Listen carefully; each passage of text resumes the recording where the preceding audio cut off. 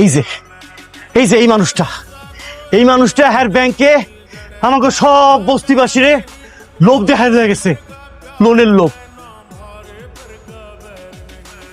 মিষ্টি মিষ্টি কথা কইছে, চা খাওয়াইছে, কফি খাওয়াইছে, খাওয়াই এক একজন রে এক এক ধরনের লোক দেখাইছে। এই যে আমাদের কাশিম ভাইরে লোন দিছে, গরুর খামারের লোন।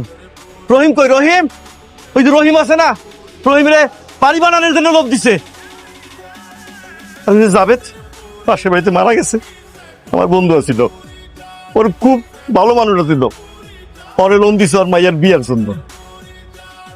মাইয়ার তো বিয়া দিছেই, কিন্তু ঋণের বোঝা